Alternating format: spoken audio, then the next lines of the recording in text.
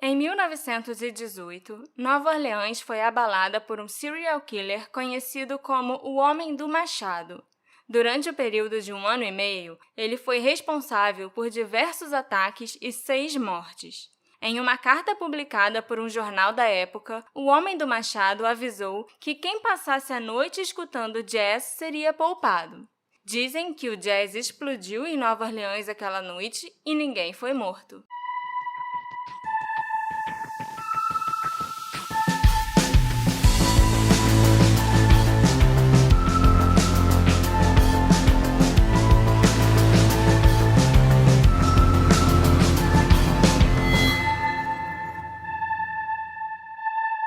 Olá, meus assistentes queridos! Bem-vindos ao primeiro episódio em que nós falaremos sobre um serial killer aqui no Detetive do Sofá. Eu sou a Marcela, e ao contrário do assassino de quem nós vamos falar, eu não amo jazz, não. Eu até gosto, mas não no nível absurdo do nosso serial killer.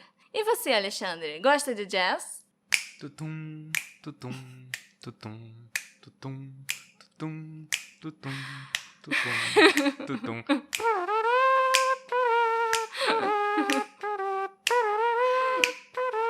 Meu Deus.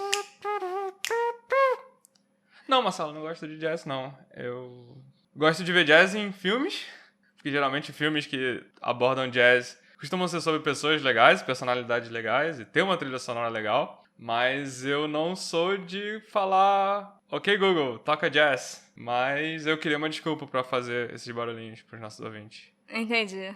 Me pegou de surpresa, inclusive. Os barulhinhos e você falar que não gosta de jazz depois, né? Isso foi o mais estranho. Bom, além de gostar de jazz, outra característica que eu posso te dar a respeito do assassino é que ele era meio preguiçoso e gostava de evitar a fadiga. Tanto que ele só atacava pessoas que estavam dormindo e não teriam como lutar com ele. E ele nunca levava o próprio machado para atacar as pessoas. Ele procurava um na casa da vítima. Ele parece ser uma pessoa bem prática, né? Sim, a única coisa que ele costumava levar com ele era um cinzel, que cabia no bolso dele e que ele ainda largava lá depois do ataque. Ele costumava usar o cinzel para remover o painel das portas e conseguir entrar na casa das pessoas. Eu vou botar uma foto de como eram essas portas no nosso Instagram para vocês conseguirem entender como é esse painel que eu tô falando. Marcelo, o que é um cinzel? Olha, eu procurei no Google e eu vi o que é, mas eu não sei te explicar. Eu sei que eu já vi pessoas usando ele em séries de TV e essas coisas quando estão trabalhando com madeira, sabe? Ou então fazendo escultura. Ah, aquilo que serve pra esculpir? Que vai batendo com o É um martelinho? negócio tipo meio chatinho, assim. Tá, acho que sei Que que tem é. uma ponta meio chatinha Sei, e quadradinha, sabe? Não, quando você falou que é pra fazer escultura, me veio na cabeça É. os vídeos. É. É o que o Michelangelo usa pra fazer o Davi e tal, né? Eu acho que sim. Eu vou botar uma foto no Instagram também pra tirar a dúvida dos nossos ouvintes que também não sabem o que é o cinzel, assim como nós dois. Sim, porque com certeza seus ouvintes não sabem o que é cinzel e só eu que não. É pelos nossos ouvintes, sim. Vamos lá. Sim, é pelos nossos ouvintes só. Depois que ele entrava na casa, ele procurava um machado. Em algumas ocasiões, o assassino não conseguiu encontrar um machado especificamente, mas isso não o impediu de prosseguir com o ataque. Ele usava uma navalha nessas ocasiões. Então não adiantava só a pessoa não ter um machado ou jogar o machado fora pra não ser morto, porque ele procurava outra coisa pra usar. E a gente, inclusive, pode chamar ele de Homem da Navalha, então? Eu acho que sim. Eu, inclusive, tinha pensado nisso, que era um jeito fácil de você não ser assassinado, você jogar seu machado fora. Mas aí não ia dar certo, realmente. Porque ele é o homem da navalha, o homem do abajur, o homem de qualquer coisa que ele resolvesse usar na hora, entendeu? O homem do ferro de passar roupa, pode variar. As mortes causadas por ele eram meio confusas e muito violentas. Ele parecia extravasar todo o estresse e a raiva que ele sentia do mundo enquanto matava aquelas pessoas. Em 2 ocasiões, o homem do machado cortou a garganta e a cabeça das vítimas com um machado. Coisa que ele não precisava fazer, né? Porque dá pra matar só com umas machadadas na cabeça. Mas ele parecia gostar do exagero e de uma teatralidade, sabe? E ele também nunca tentou esconder o que ele fez, não. Os corpos das pessoas, as armas que ele usava e muitas vezes as próprias roupas ensanguentadas dele eram deixadas para trás nas cenas dos crimes. Então, depois de cometer os assassinatos, ele saía pelado? Tipo Night Stalker, que chegava no Hotel Cecil de cueca cheio de sangue? Não, porque ele roubava a roupa limpa das vítimas para vestir, ao invés de sair pelado por aí. Senão eu acho que ele seria preso por atentado ao pudor, né? Era 1918, você não pode sair na rua de cueca. Eu acho que nem cueca as pessoas usavam, devia ser cirola e sei lá o quê. O Night Stalker tava de boa, andando de cueca. Nos anos 80. Que era bagunça. Nos anos 80 você podia tudo. Você podia sair pelado na rua sem cueca, que todo mundo ia achar legal. E é sobre isso que a gente vai começar a falar agora. Não sobre o homem ficar pelado ou não, mas sobre os crimes cometidos pelo homem do machado e sobre as vítimas. O primeiro crime atribuído a ele foi o ataque ao casal Joseph e Catherine Maggio. Eles foram atacados em 22 de maio de 1918. Os dois comerciantes italianos tiveram a garganta cortada com uma navalha e ainda foram golpeados na cabeça com um machado. Homem da navalha e do machado, porque nesse ataque ele usou as duas coisas. A Catherine morreu imediatamente e o Joseph morreu algumas horas depois. A polícia fez uma busca na casa deles e encontraram as roupas do assassino, que vestiu roupas limpas de Joseph antes de ir embora. Além disso, a navalha utilizada no ataque foi encontrada na grama da casa do vizinho. Nem sempre a grama do vizinho é mais verde, ela pode ser mais vermelha porque tem uma navalha ensanguentada. Como nada foi levado da casa e o dinheiro e vários objetos de valor estavam em cima da mesa, bem à vista, ficou claro que o assassino não tinha entrado na casa para roubar o casal. A navalha utilizada no ataque pertencia ao irmão de Joseph, que era barbeiro. E como esse foi o primeiro ataque e a polícia ainda não sabia que seria uma prática comum do assassino utilizar ferramentas e objetos das próprias vítimas como arma, o irmão do Joseph foi considerado um suspeito logo de cara. A sorte dele foi que os vizinhos do casal relataram que tinham visto um homem desconhecido rondando a residência antes dos assassinatos. Ele acabou sendo liberado da investigação e foi excluído da lista de suspeitos.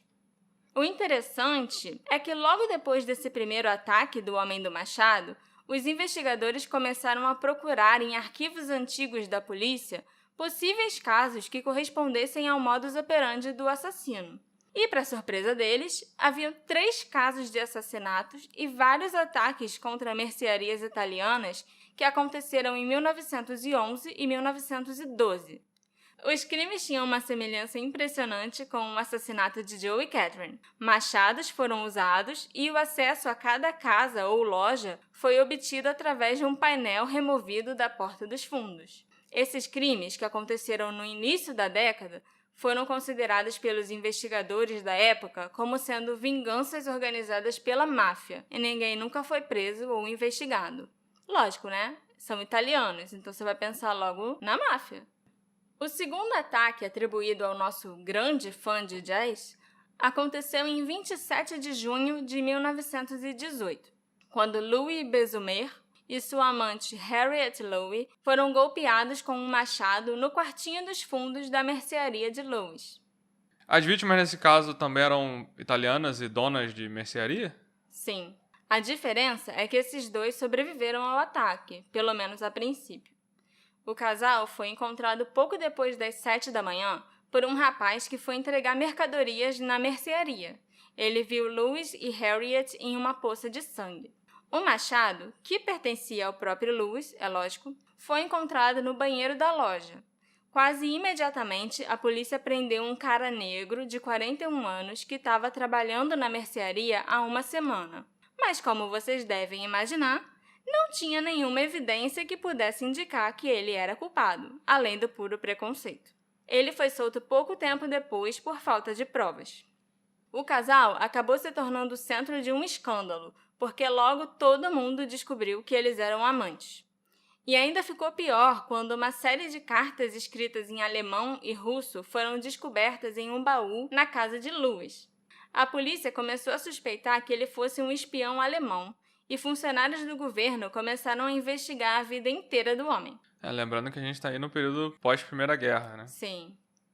A Harriet ainda resolveu dizer para a imprensa que ela achava sim que o amante dela era um espião, e o Louis foi preso, mas só por alguns dias.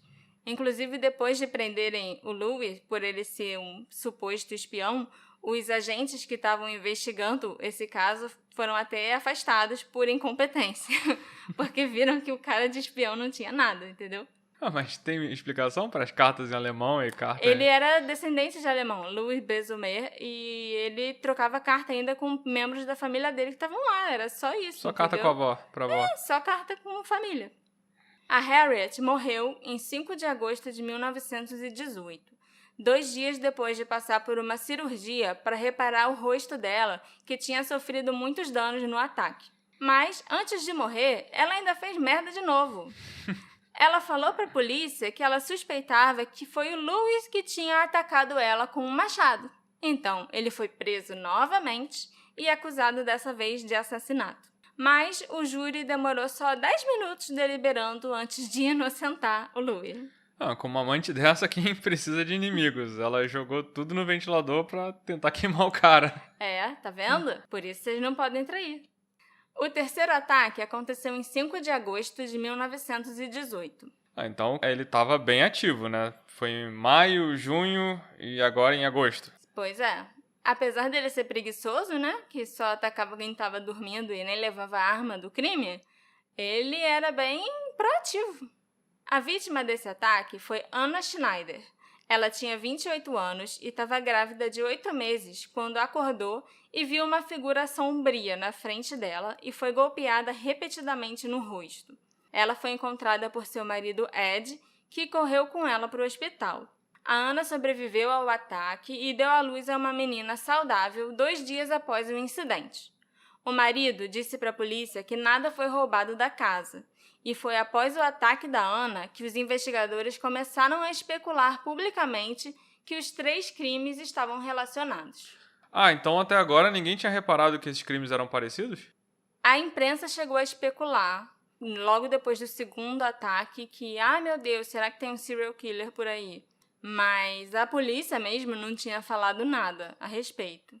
Depois desse terceiro ataque, sim, eles chegaram a falar para a imprensa, assim, publicamente, que, nós realmente achamos que esses 3 crimes podem ser relacionados.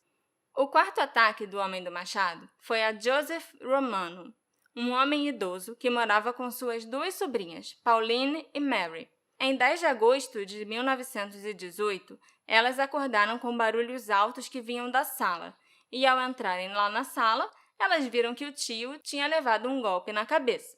O atacante estava fugindo quando elas chegaram e as meninas conseguiram distinguir que ele era um homem grande e alto, de pele escura, que usava roupas pretas e um chapéu. Joseph, apesar de gravemente ferido, conseguiu até caminhar para chegar na ambulância, mas ele morreu 2 dias depois por causa do traumatismo craniano. As autoridades encontraram um machado sangrento no quintal e descobriram, adivinha o quê? Que um painel na porta dos fundos havia sido removido. No início de setembro de 1918, o assassino foi supostamente visto num bairro chamado Tulane e Broad à noite. E segundo a testemunha que o viu, ele estava vestido de mulher e usava uma peruca e uma máscara. A vizinhança inteira procurou por ele na manhã seguinte, mas é lógico que não encontraram nada. Às vezes era só alguém cross-dressing, sabe? E aí o vizinho viu, achou estranho, não reconheceu, pensou que era o assassino e fez um auê na vizinhança. E até às vezes o próprio cara que estava fazendo o cross-dressing ficou sem graça, né? Óbvio, de falar que era ele e se juntou na busca pelo assassino imaginário. É um momento que o pessoal tava paranoico e tava vendo qualquer conduta inapropriada, entre aspas, e colocava na conta do Homem do Machado. Eu acho realmente mais provável que o Homem de Peruca tinha nada a ver com a história e só estava sendo vítima de preconceito. Em 21 de setembro, um outro homem foi visto pulando uma cerca nos fundos de uma residência. Mas apesar de uma equipe de busca ter sido organizada rapidamente, o tal homem escapou. É claro que a maioria desses supostos avistamentos deve ser atribuída ao pânico entre os moradores locais. Mas o homem do machado também deu mole e deixou algumas evidências concretas. Também no dia 21 de setembro, um homem chamado Al Duran encontrou um machado em um cinzel do lado de fora da porta dos fundos da sua casa logo nas primeiras horas da manhã. A porta estava danificada, mas ela era muito grossa e resistente, então o assassino provavelmente tentou tirar o painel, mas não conseguiu. E aí desistiu de entrar naquela casa. Essa porta não é pra mim, vou embora. Pois é. Essa madeira aqui é muito boa, não dá pra entrar aqui não, vou largar essa porta e ir pra lá. E você já estabeleceu que ele era um cara preguiçoso. Exatamente, isso aí só comprova o que eu falei. Em 3 de outubro de 1918, a porta de trás da residência de um cara chamado Paul Lobella foi arrombada e teve seu painel arrancado. Mas o Paul não estava em casa naquela noite. Esse cara foi muito sortudo. Ele não tinha ideia do quanto ele foi sortudo. Com certeza. E nesse mesmo dia que ele entrou na casa do Paul, um outro cara chamado Joseph LeBeef relatou que tinham tentado arrombar a porta dele. Mas ele acordou com o barulho e começou a dar uns tiros para cima e começou a gritar. Então ele com certeza assustou o intruso e o machado foi encontrado no quintal no dia seguinte de manhã. Aquele ditado de não trazer uma faca para um tiroteio se aplica a machado também, né? Aí, então, a gente tem que presumir que ele tentou entrar na casa do Bife, o Bife começou a atirar, e aí ele pensou, não, esse cara tá acordado, não vou entrar não, eu só mato quem tá dormindo. Aí foi pra casa do outro cara, que ele arrombou, entrou, mas não tinha ninguém em casa. Foi uma noite muito, muito improdutiva pro homem do machado. Em 10 de outubro, outro dono de mercadinho, chamado Paul Durrell, descobriu que alguém também tinha tentado entrar pela porta de trás da sua casa. Mas ele foi prevenido e ele tinha feito uma armadilha com um cesto de tomates que ele deixou atrás do painel da porta e o ataque foi frustrado. Como é que você faz uma armadilha com um cesto de tomates? O homem do machado foi na casa do avô do Esqueceram de Mim. O avô do Kevin. Eu também não sei. Se esse cara estivesse vivo, eu juro que eu ia tentar encontrar ele para saber como se faz uma armadilha com um cesto de tomates. O homem do machado só foi dar sorte de novo no dia 20 de outubro, quando os vizinhos foram verificar se Sarah Lauman, de 19 anos, que morava sozinha, estava bem e encontraram ela deitada inconsciente na cama, com um enorme ferimento na cabeça e com vários dentes quebrados. Nesse caso, a pessoa que atacou a Sarah entrou por uma janela aberta, mas um machado sangrento foi encontrado no gramado da frente da casa dela. A Sarah sofreu uma concussão e passou a ter que usar dentadura, mas tirando isso, ela se recuperou de boa. Que bom. O ataque levou a cidade a outra onda de histeria, porque a Sarah não era dona de um mercado ou de uma mercearia, ela não era italiana, nem descendente de italianos, e o atacante não tinha entrado pelo painel da porta, e sim por uma janela. Então, se ele atacou a Sarah, ninguém mais estava seguro. Quer dizer então que enquanto os ataques eram só a imigrante italiano, tava tudo bem. Mas quando foi a mocinha genuinamente americana, aí a cidade inteira entrou em pânico e passou a pressionar a polícia para prender o bandido. Sim, esse tipo de pensamento era muito comum, no início do século XX, infelizmente. O ataque a Sarah foi o último que o homem do machado fez no ano de 1918. O próximo aconteceu em março de 1919, quando ele atacou Charles, a esposa dele Rose e a filhinha Mary. O vizinho, Orlando Giordano, escutou gritos e pedidos de socorro vindo da casa da família e atravessou a rua correndo para investigar. Ao chegar na casa, ele percebeu que Charles, a esposa e a filha foram atacados pelo intruso desconhecido. A Rose, a esposa, estava na porta com um ferimento muito grave na cabeça e segurando a filhinha que já tinha falecido. O Charles estava deitado no chão, sangrando absurdamente.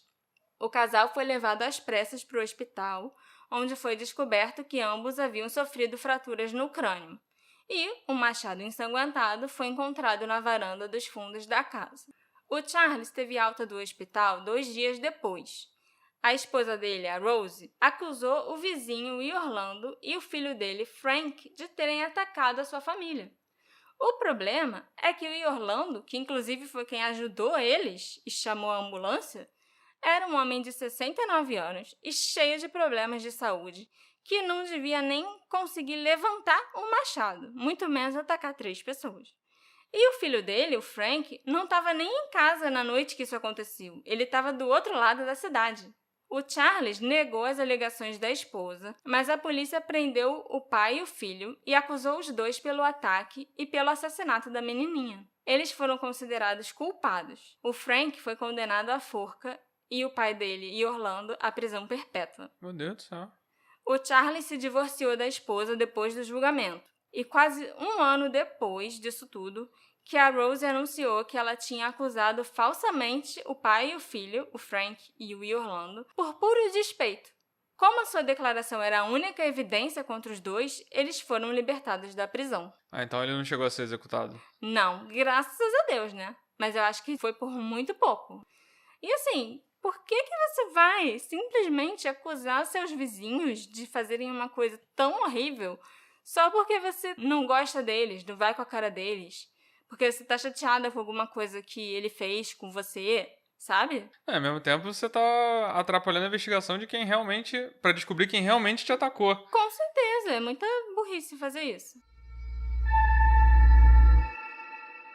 Em 13 de março de 1919, o Times-Picayune, um jornal de Nova Orleans, recebeu uma carta do homem do machado.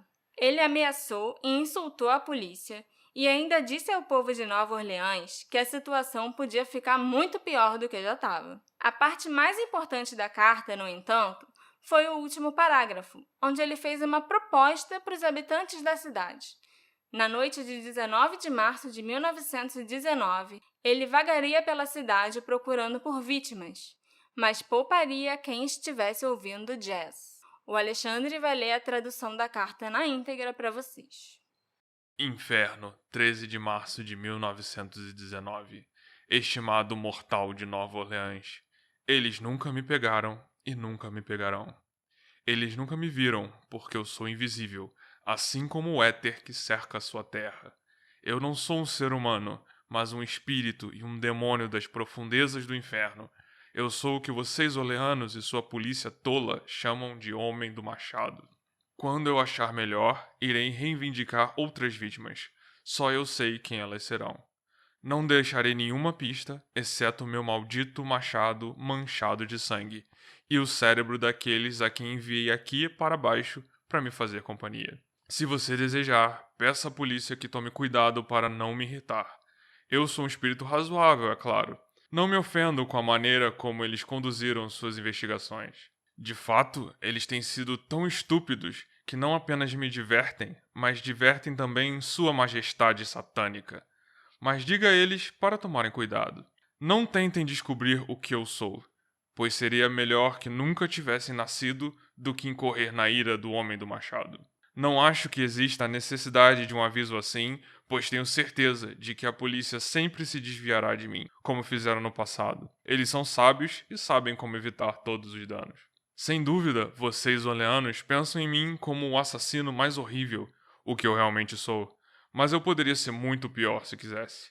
Se eu quisesse, poderia visitar a sua cidade todas as noites. Eu poderia matar milhares dos seus melhores cidadãos, e os piores também, pois tenho um relacionamento próximo com o Anjo da Morte. Agora, para ser exato, à 00:15 na próxima terça-feira à noite, eu vou passar por Nova Orleans. Na minha infinita misericórdia, farei uma pequena proposta a vocês. Aqui está. Gosto muito de jazz. E juro por todos os demônios nas regiões inferiores que toda pessoa será poupada em cuja casa uma banda de jazz estiver tocando quando eu passar. Se todo mundo tiver uma banda de jazz tocando, bem, muito melhor para vocês. Uma coisa é certa, as pessoas que não estiverem ouvindo jazz naquela noite específica de terça-feira vão receber o machado, se houver alguém tão tolo. Na esperança de que você publique isso, para que possa correr tudo bem, Eu tenho sido e sou o pior espírito que já existiu. Assinado o Homem do Machado. Os jornais publicaram a carta, o que provocou uma onda de sessões noturnas de jazz organizadas pelas pessoas que desejavam manter o assassino à distância. Milhares de casas tocavam jazz alto o suficiente para ser ouvido por qualquer assassino que passasse. Aqueles que não possuíam aparelhos de som ou que não podiam chamar uma banda de jazz para tocar na casa deles, foram para clubes, bares ou para casa dos amigos. E ele também deve ter se sentido muito poderoso, ditando assim os comportamentos da cidade e mandando apenas uma carta. Ele também parece ser muito narcisista, a ponto de assinar se intitulando o Homem do Machado e mandando essa carta pro jornal, né? Coisa que ficou famosa muitas décadas depois com o Zodíaco. Sim, essa é uma curiosidade bem legal, inclusive a respeito desse caso. O Zodíaco copiou o Homem do Machado. Mentira, não sei se copiou, mas que o Homem do Machado fez antes, isso ele fez. E quer a ameaça fosse crível ou não, ninguém morreu de ferimentos de machado naquela noite. E assim o jazz explodiu em Nova Orleans.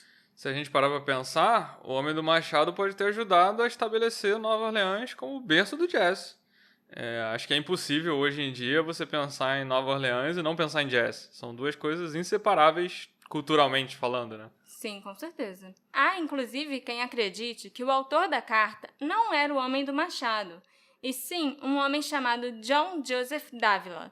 Ele era um músico, compositor de jazz, e logo após a publicação da carta, ele lançou uma música chamada The Mysterious X-Men's Jazz, que a tradução seria o jazz do misterioso Homem do Machado, que circulou pela cidade com a arte da capa retratando uma família tocando um piano e um saxofone e tal, enquanto procurava por um intruso. Então, a arte da capa era muito específica sobre aquela noite que o Homem do Machado anunciou no jornal. Ele ganhou muito dinheiro com a música, e ele era uma pessoa culta, assim como o escritor da carta parecia ser. Então, vai saber. Talvez o tal John Joseph Davila seja o maior marqueteiro de todos os tempos, que conseguiu ganhar dinheiro e ainda fez o jazz virar uma sensação em cima de uma tragédia. O precursor do marketing de emboscada. Como eu falei, naquela noite ninguém foi assassinado, mas o Homem do Machado ainda fez pelo menos mais 2 ataques. Em 10 de agosto de 1919, um homem chamado Steve Boca saiu tropeçando pelos degraus da frente de sua casa com ferimentos de machado no crânio, um buraco na cabeça e pingando sangue. Um amigo dele, que morava do outro lado da rua, viu o estado que o Steve estava e foi correndo ajudar. Esse amigo tratou as feridas da melhor maneira possível e depois chamou a ambulância. A polícia chegou também e revistou a casa do Steve e encontrou os sinais clássicos de que o Homem do Machado esteve lá. Steve foi levado para o hospital e se recuperou alguns dias depois. Mais um que sobreviveu? Teve bastante gente que sobreviveu. Só 6 pessoas morreram em todos os ataques dele. Tiveram bastante sobreviventes, sim. O último ataque do Homem do Machado, até onde se sabe, resultou no assassinato de Mike Pepitone. Ele foi atacado na noite de 27 de outubro de 1919.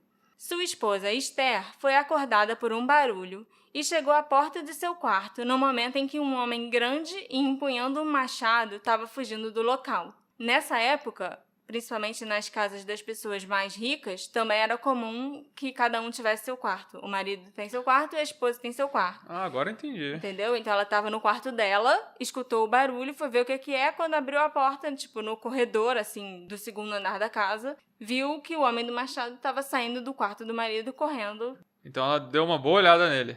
Apesar de ter estado frente a frente com ele, a Esther disse para a polícia que não conseguiu ver o assassino e não podia descrever nenhuma característica do homem. É bem suspeito isso, de todas as pessoas que foram atacadas ou que estavam na casa de alguém atacado, ela é que deve ter visto melhor o assassino.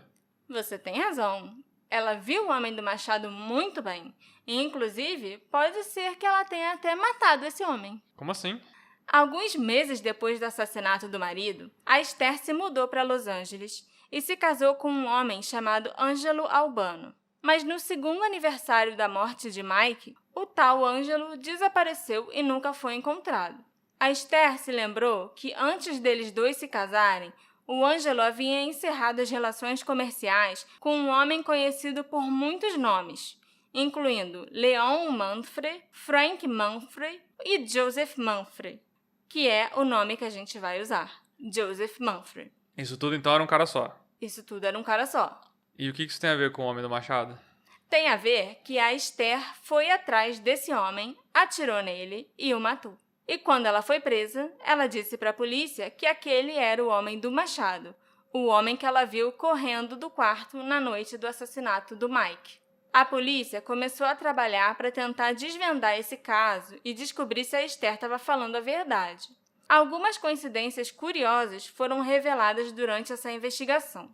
Joseph Manfred estava em Nova Orleans em 1911 e 1912, na época em que ocorreram aqueles assassinatos que a polícia relacionou com o ataque aos Maggio, o primeiro casal a ser atacado. Inclusive, em um desses primeiros ataques, os jornais divulgaram que o principal suspeito era um homem chamado de Manfred. Não com a mesma grafia que a gente está falando do Joseph Manfred, mas uma grafia bem parecida com o sobrenome dele. Em 1913, o Joseph foi preso por causa de algumas acusações relacionadas à extorsão e chantagem, e ele ficou na cadeia até 1918.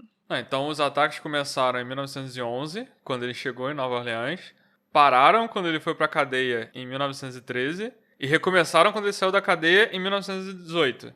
E terminaram em 1919, depois da morte do marido da Esther, quando esse Joseph Manfred se mudou de Nova Orleans para Los Angeles. Sim. Será que isso é só uma coincidência? No julgamento dela, a Esther supostamente revelou que quando ela chegou em Los Angeles, ela procurou por Joseph Manfred, se casou com um homem que tinha negócios com ele, se tornou amante de Joseph por algum motivo que eu não entendi qual é, talvez só para se aproximar, sei lá. Ela estava no plano Kill Bill dela. E só tomou coragem de atirar e matar o Joseph quando ele exigiu que ela desse $500 para ele e disse para ela: "Eu vou te matar da mesma maneira que matei o seu marido." Sobre o segundo marido da Esther, o Ângelo Albano, a gente só pode especular o que aconteceu com ele, porque é aquilo, o homem simplesmente desapareceu. A própria Esther especulava que ele talvez tivesse sido morto pelo Joseph por causa de algum problema nos negócios ou alguma coisa assim. Mas não parece que a Esther matou esse cara ou que ela teve alguma coisa a ver com o desaparecimento dele, não. Se eu fosse chutar, eu diria que foi o Joseph que matou ele por algum motivo. A Esther foi absolvida pelo assassinato do Joseph Manfred e o homem do machado nunca mais matou ninguém. O único problema é que eu não consegui encontrar notícias em nenhum jornal antigo de Nova Orleans ou da Califórnia e nenhum tipo de arquivo ou documento oficial referente ao julgamento da Esther ou ao assassinato que ela cometeu. Então, não dá pra gente ter certeza que isso tudo aconteceu de verdade ou se é só uma espécie de lenda urbana. Pior que essa história se encaixava direitinho, né? Mas se isso não for verdade, existe alguma outra teoria, algum outro suspeito de quem pode ser o Homem do Machado? Eu gostaria muito de pensar que a história da Esther é verdade, sim. Mas é aquilo, eu não tenho provas para garantir para vocês que essa história é verdade.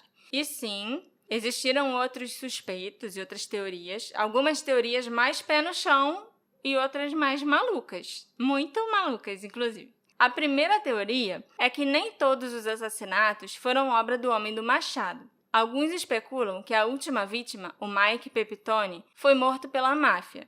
E, como já mencionado, o próprio Lewis pode ter sido o atacante da amante dele, a Harriet. Ele foi inocentado, como a gente sabe, e a Harriet já tinha perdido a credibilidade por causa de outras mentiras e aquelas polêmicas. Mas pode ser que nos últimos momentos de vida ela tenha falado a verdade. A segunda teoria é que o Homem do Machado seria uma figura sobrenatural que pode deslizar por pequenas entradas e se tornar o homem grande que as testemunhas descrevem. As primeiras ideias, inclusive, abraçadas pela população aterrorizada, eram que o Homem do Machado era exatamente o que ele alegou ser naquela carta, uma entidade sobrenatural sanguinária ou um demônio. As pessoas, inclusive, achavam que era por essa razão que ele conseguia fugir das autoridades sem deixar muitas pistas, o que eu já não concordo, porque ele deixou muitas e muitas e muitas pistas, inclusive a roupa dele, e que ele passava pelo buraco do painel das portas sem dificuldade. É claro que o fato dele retirar o painel da porta, gente, não quer dizer que era por ali que ele entrava nas casas. Ele simplesmente retirava o painel e alcançava a maçaneta, girava a chave e abria a porta por dentro. Mas eu acho que a população esqueceu de raciocinar. Eu tô esse tempo todo achando que é um painel grande que dá pra pessoa entrar. Não, eu inclusive falei que eu ia botar a foto da porta lá exatamente por isso, porque você vai ver que é um painel pequeno que fica logo abaixo, assim, da fechadura. Como se fosse aquele buraco que o carteiro deixa a carta, sabe? Em casa americana? Em casa americana e na casa do Harry Potter, dos tios do Harry Potter. Só que era um pouco maior do que aquilo, entendeu? Não era um painel grande, não dava pra passar nenhum cachorro ali dentro, eu acho. Sempre que eu ouvi falar em painel, eu achava que era uma coisa maior. Não, por isso que é importante, inclusive, eu botar a foto pra vocês entenderem por que que o homem não conseguia passar ali por dentro e por que que a população achava que ele virava fumaça e passava por ali e depois ficava grande de novo. O cara que já era narcisista devia adorar essa fama. É. Antes da gente encerrar a história do Homem do Machado, que aparentemente amava jazz, eu tenho uma curiosidade interessante para compartilhar com vocês. Lá no nosso Instagram, do Detetive do Sofá, vocês sabem que eu sempre posto as fotos relacionadas aos casos. E a última foto relacionada a esse caso foi tirada por um fotógrafo francês chamado Edouard Martel, que viajou pelos Estados Unidos no início do século XX, enquanto ele testava uma câmera fotográfica que ele mesmo inventou. Esse Edward morreu em 1955 e deixou todos os seus bens, inclusive a sua coleção de fotografias, para sua filha Jeanne.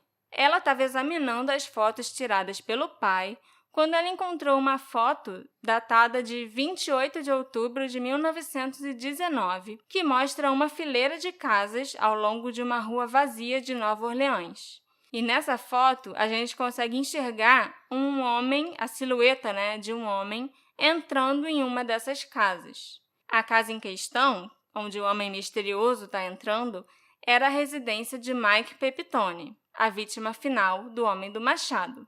E a data dessa foto é a data em que o ataque ocorreu.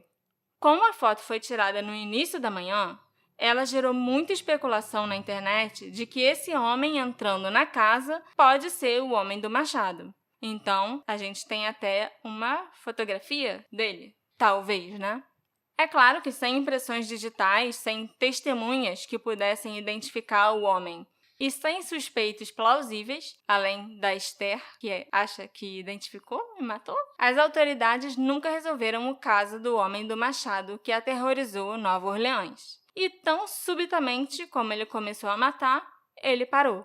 Se ele ficou entediado com os assassinatos, se a preguiça tomou conta dele de vez, se ele morreu no surto da gripe espanhola, se ele mudou, foi assassinado ou preso por algum outro crime, nós nunca saberemos. E se ele era realmente um amante de jazz, a gente também nunca vai saber.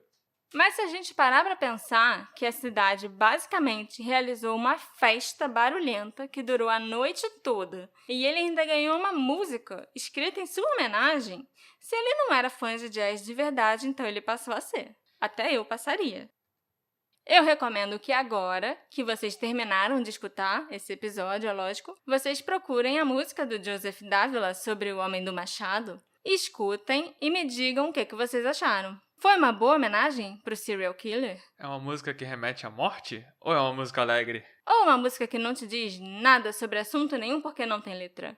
E também me fala o que você achou desse episódio, é lógico. Me conta lá nas nossas redes sociais, @detetive do sofá. E aproveita para me contar também se você curtiu a vingança da Esther e acha que ela se concretizou. A mulher é tipo Kratos de Nova Orleans. A gente se encontra na próxima investigação. Tchau, tchau. Tchau, tchau.